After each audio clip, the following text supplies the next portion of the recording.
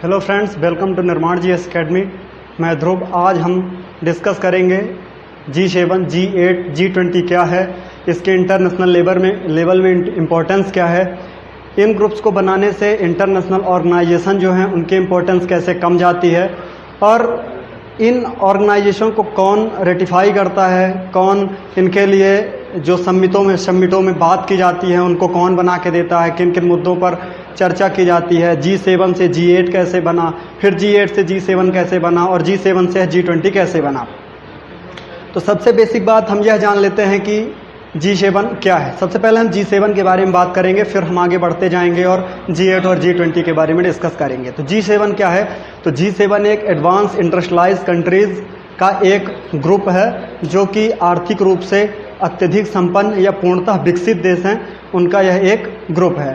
तो हम अब बात करते हैं कि इंटरनेशनल लेवल पर इसको क्यों बनाया गया, या कि इस तरह के ग्रुपों को बनाने की ज़रूरत क्यों इन कंट्रीज़ को पड़ी।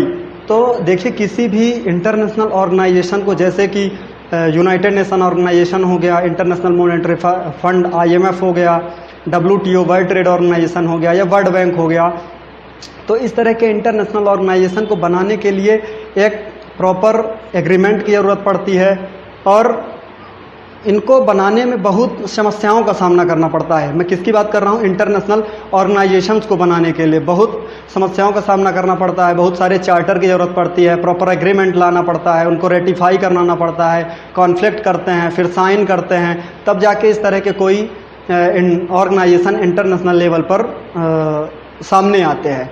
तो ये जो एडवांस इंडस्ट्रियलाइज्ड कंट्री थी, इन्होंने देखा कि किसी इंटरनेशनल ऑर्गेनाइजेशन को बनाने में बहुत समस्याओं का सामना करना पड़ता है, बहुत समय लग जाता है। तो इन सब समस्याओं से बचने के लिए इन्होंने एक शॉर्टकट रास्ता निकाला, जो कि G7 या G8 या कि ब्रिक्स या कि SCO या कि कई वगैरह वगैरह तरह के ग्रुप सामने आते हैं। तो क्या है, इन सभी समस्याओं से बचने के लिए, ग्रुपों से बचने के लिए या इंटरनेशनल ऑर्गेनाइजेशन से बचने के लिए एक ग्रुप बनाए जाते हैं।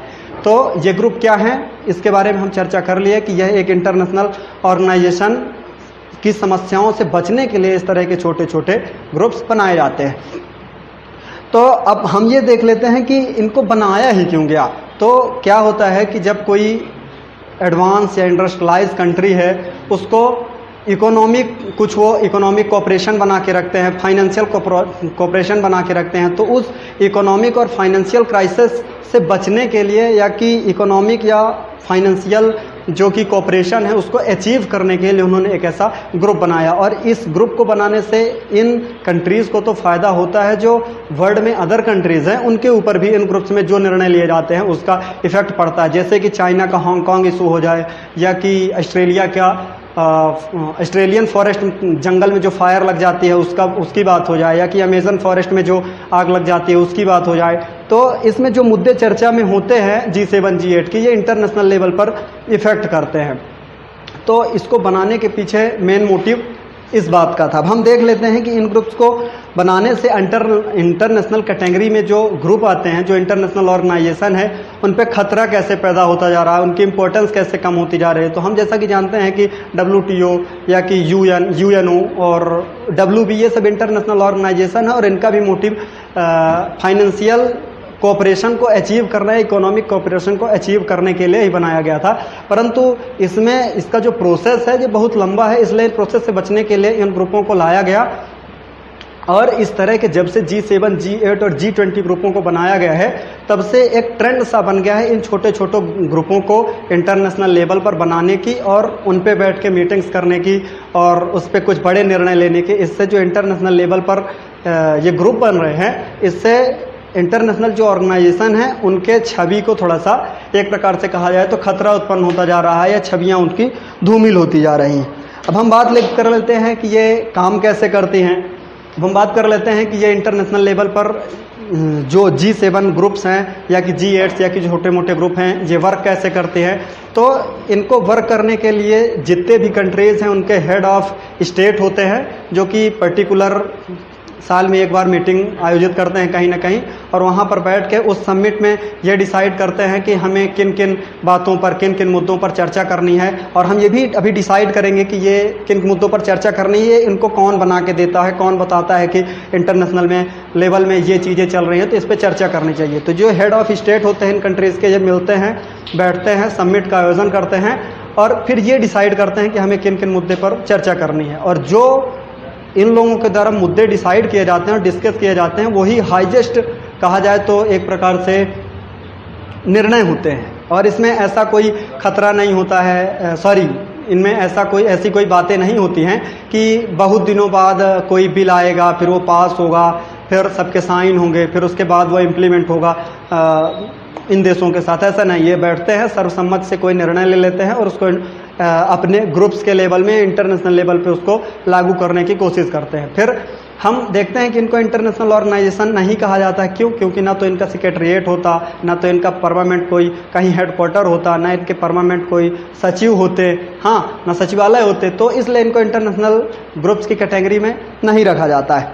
अब हम देख लेते हैं कि इनको बात करते हैं कि इनको आयोजित कौन करता है, इन सभी ग्रुप्स को आयोजित कौन करता है, या कि जो मुद्दों पे चर्चा की जाती है उनको कौन बना के देता है कि ये जो कंट्रीज बैठते हैं इनके मेंबर उसी पे चर्चा करेंगे। तो हर एक देश अपने यहाँ से एक हर ग्रुप का एक रिप्रेजेंटेटिव अपॉइंट करता है, जो कि जिन्हें शेरपास कहा जाता है। ये इंपॉर्टेंट है, शेरपास कहा जाता है। और ये हर एक दूसरे देश की कंट्री से, जैसे जर्मनी का जो रिप्रेजेंटेटिव हो इटली के रिप्रेजेंटेटिव से, इटली का रिप्रेजेंटेटिव है वो यूएसए के रिप्रेजेंटेटिव से, ये साल भर एक दूसरे की चर्चा में रहते हैं और मुद्दों को तैयार करते रहते हैं कि अगली समिट जब होगी तो उसमें हमें किन मुद्दों पे चर्चा करनी है। तो इस तरह हम देख लेते हैं कि इसकी जो इम्पोर्टेंस है वो कैसे सामने आती है और किन किन मुद्दों पे चर्चा की जाती है। तो ये लगभग इसकी बेसिक और इम्पोर्टेंट इन्फॉर्मेशन हो गई। अब हम यह बात कर, अब चलिए हम दूसरी स्लाइड में थोड़ा सा देखते हैं। ये हमारा डिजिटल बोर्ड था, इसके बाद अब हम देखते हैं बोर्ड पे थोड़ा सा कुछ चीज़ों को डिस्कस करना पड़ेगा, इसलिए हम बोर्ड पे देखते हैं। तो अभी तक अपन ने डिजिटल बोर्ड्स में इसके कुछ बेसिक फीचर्स को अपन ने डिस्कस किया था। अब चलिए G7, G8 और G20 के इतिहास के बारे में चर्चा कर लेते हैं कि ये कैसे बना, कैसे अस्तित्व में आया और इसके बनने का मेन कारण क्या था। तो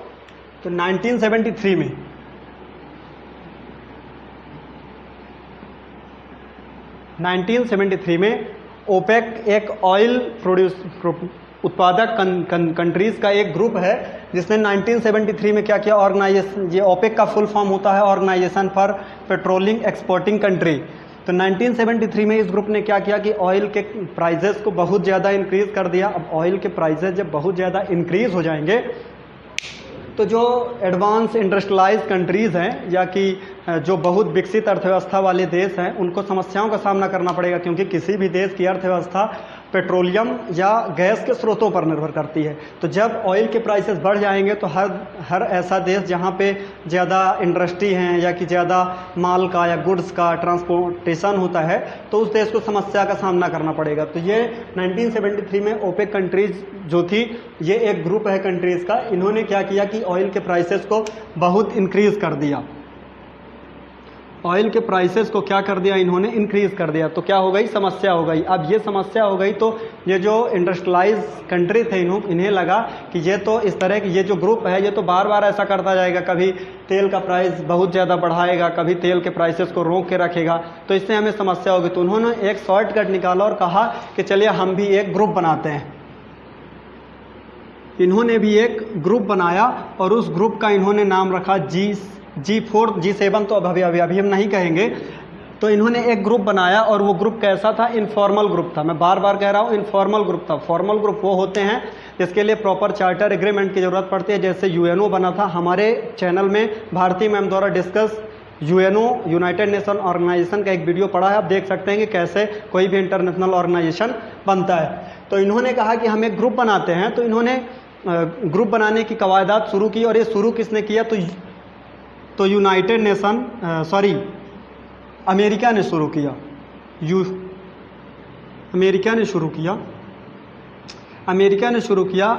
इनके जो हेड थे, लगभग इस UNO के जो सेक्रेटरी थे उनका नाम था जॉर्ज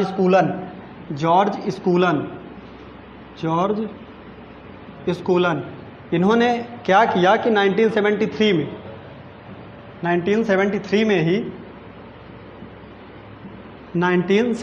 में ही तीन देशों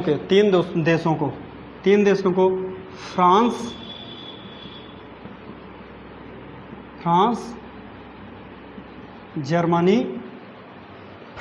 जर्मनी और ब्रिटेन, यूके हम कह सकते हैं, यूके, इन तीन देशों को कहाँ, वाशिंगटन डीसी WDC में आमंत्रित किया और कहा कि अपन लोग भी मिलकर एक ऐसा ग्रुप बनाते हैं जो इंटरनेशनल लेवल पर वर्क करेगा और अपन एक दूसरे के बीच में ही इंपोर्ट और एक्सपोर्ट करके अपने इकोनॉमिक या फाइनेंशियल क्राइसिस को रोक सकते हैं। तो इन्होंने फ्रांस, जर्मनी और यूके को बुला करके, कौन, अमेरिका के सेक्रेटरी जॉर्ज स्कूलन ने, कहाँ, वाशिंगटन डीसी में बुलाया इन तीन देशों को और खुद USA, इन चार देशों ने मिलकर G4 का निर्माण किया। तो सबसे पहले अस्तित्व में क्या आया था, तो G4 आया था। उसके बाद 1974 में जापान को भी इसमें शामिल किया गया और इस तरह ये बन जाता है G5। इसी तरह 1974 में ही फ्रांस के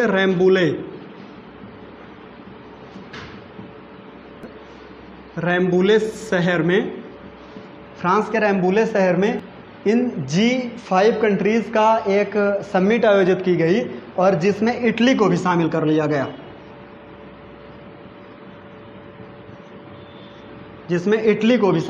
गया, और अब ये ग्रुप बन जाता है G6। हम देखिए G7 की ओर आगे बढ़ रहे हैं। आप देखिए पहले G4 बना, फिर G5 बना, फिर G6 अस्तित्व में आया। इसके बाद 1976 में कनाडा को इसमें शामिल कर लिया गया। 1976 में कनाडा को शामिल कर लिया गया और इस तरह ये बन जाता है G7, ग्रुप ऑफ 7 कंट्रीज़ का ग्रुप। अब हम बातें करेंगे G8 कैसे बना और G20 कैसे बना। तो इसमें 1977 में यूरोपियन यूनियन को भी शामिल किया गया था, पर इसको नॉन परमानेंट मेंबर के रूप में शामिल किया गया था। 1977 में यूरोपियन यूनियन को भी शामिल किया गया था, पर ये नॉन परमानेंट मेंबर था,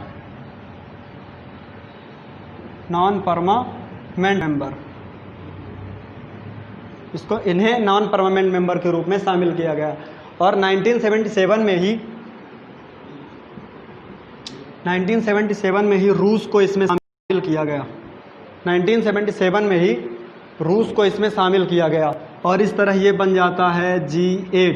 तो हम डिस्कस कर चुके हैं G7 कैसे बना और G7 से G8 कैसे बना।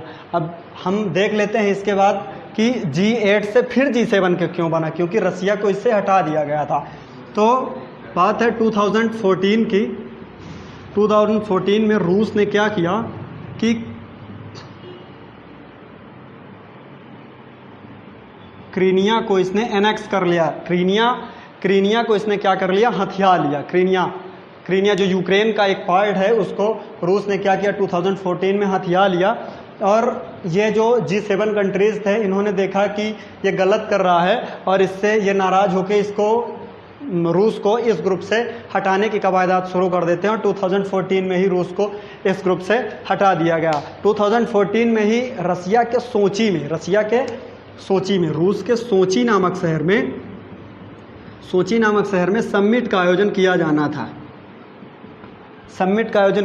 G8 कंट्रीज़ के समिट का आयोजन किया जाना था, पर ये क्रीनिया इंसिडेंट होने के बाद से इसको हटा दिया जाता है। और ब्रुसेल्स में, जैसे कि मैं बता चुका हूं कि यूरोपियन यूनियन जो है इसका नॉन परमानेंट मेंबर है, सिर्फ ये बैठकों में भाग लेता है। तो इस यूरोपियन यूनियन का एक सदस्य देश है ब्रुसेल्स। और 2014 में यहाँ पे समिट का आयोजन किया गया। तो ये थी हिस्ट्री G4 से G7 कैसे बना, G8 कैसे बना और फिर से ये G7 कैसे बना। अब हम इसके बाद बात कर लेते हैं कि ये G20 कैसे बना। और आप ये ध्यान रखेंगे कि ये सब ग्रुप जो बनाए गए थे ये फाइनेंशियल क्राइसिस को रोकने के लिए बनाए गए थे। कैसे फाइनेंशियल क्राइसिस? जैसे कि आप जानते होंगे 1998 में एक बहुत बड़ा फाइनेंशियल क्राइसिस आया था, 2008 में एक बहुत बड़ा फाइनेंशियल क्राइसिस आया था। इस तरह के फाइनेंशियल क्राइसिस को रोकने के लिए बनाया गया। जैसे वर्तमान में कोरोना वायरस के कारण पूरे विश्व को एक फाइनेंशियल क्राइसिस से जूझना पड़ रहा है और सभी देशों की लगभग अर्थव्यवस्थाएं चरमरा गई हैं। तो 1997 और 1998 में एशियन पैसिफिक क्राइसिस हो गया था। उस क्राइसिस से निपटने के लिए ये जो G7 ग्रुप है इसने सोचा, कहा कि हमारा तो ठीक है, हम सब तो एक तो पहले से इंडस्ट्रियल और डेवलप्ड कंट्री हैं, तो हम तो किसी तरह इससे निपट लेंगे, पर एशियन कंट्री जो हैं, अफ्रीकन कंट्री जो हैं छोटी छोटी, ये कैसे निपट पाएंगी। तो इस मुद्दे को देखते हुए और समझते हुए इन्होंने कहा कि हम एक बड़ा ग्रुप बनाने की कोशिश करते हैं जिसमें इन कंट्रीज़ को भी शामिल किया जाएगा जो कि कुछ डेवलपिंग या कि जो कुछ फाइनेंशियल क्राइसिस से चल रही हैं इनको भी शामिल करते हैं, ताकि इन पर भी ध्यान दिया जा सकेगा और इनको भी फाइनेंशियल क्राइसिस से बचाया जा सकेगा।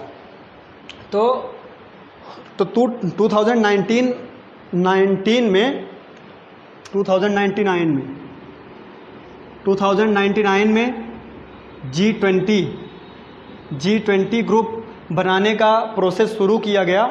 लगभग 1999 में ही G20 नामक ग्रुप तो बन गया था, पर इसकी प्रॉपर समिट और इसमें कहा जाए तो जो बातचीत होती हैं या कि मुद्दे जो डिस्कस होते हैं, ये कब से शुरू, इसने वर्क करना कब से शुरू किया, तो 2008 से। 2008 में भी मैं जैसा कह चुका हूँ कि एक बार बहुत बड़ा फाइनेंशियल क्राइसिस आया था, तो इस 2008 से ही इस क्राइसिस से निपटने के लिए प्रॉपर G20 को बना दिया गया और यह इम्प्लीमेंट है और ये वर्क कर रहा है। तो इसमें हम डिस्कस कर लेते हैं तो कितने देशों को इसमें शामिल किया गया है। तो अर्जेंटीना, ब्राज़ील जैसे कि फर्स्ट कंट्री हो गई, दक्षिण अमेरिका की 3 कंट्रीज़ हो गई, अर्जेंटीना हो गई, ब्राज़ील हो गई, मेक्सिको हो गई, Brazil,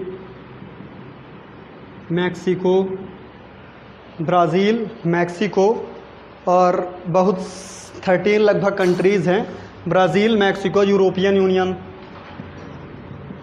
union, south Korea,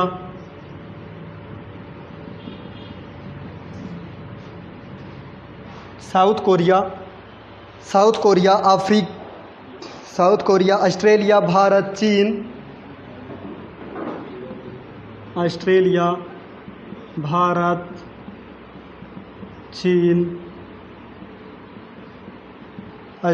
Bharat, चीन, सऊदी अरब, तुर्की,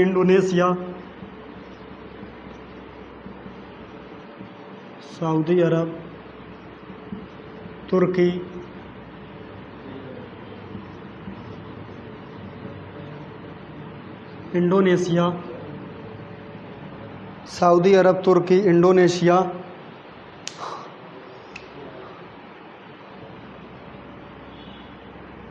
रसिया या रूस ही हम लिख लेते हैं, रूस, साउथ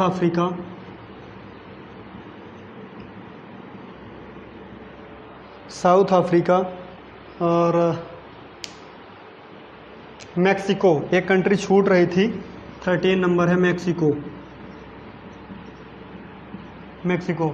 तो क्वेश्चन इससे बनेगा कि G20 अस्तित्व में कब आया, तो 1999 में यह बन गया था। इसके बाद इसने प्रॉपर वर्क करना कब से शुरू किया, तो 2008 से शुरू किया। अब आप देख रहे हैं, मैं कह रहा हूं कि 2008 में और 1998 के लगभग भी एक बहुत बड़ा फाइनेंशियल क्राइसिस आया था, जिसमें से पूरे जितने भी 7 महाद्वीप है उसमें से लगभग थोड़े थोड़े ऐसे कंट्री जो कि डेवलपिंग कंट्री हैं और डेवलप के करीब हैं, तो उन कंट्रीज़ को शामिल किया गया, जिसमें ये 13 कंट्रीज़ हैं, इनको शामिल किया गया। ये कंट्रीज G20 मिल के वर्ल्ड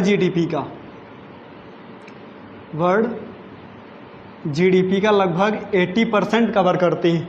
और ये जो G7 था, ये लगभग पहले इस G20 के अस्तित्व में आने से पहले लगभग 70% वर्ल्ड GDP का कवर करता था। परंतु अब देख रहे हैं आप कि जैसे ब्राज़ील हो गया, भारत हो गया, चीन हो गया, ये धीरे धीरे और बूस्ट कर रहे हैं, इनकी इकोनॉमी धीरे धीरे बूस्ट कर रही है, ये डेवलप होते जा रहे हैं।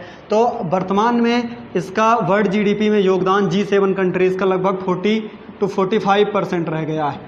तो आप देख रहे हैं कि G20 बनाने का उद्देश्य क्या था। ये वर्ल्ड जीडीपी का लगभग 80% कवर करती है और इन G20 कंट्रीज में ही वर्ल्ड पॉपुलेशन का 2/3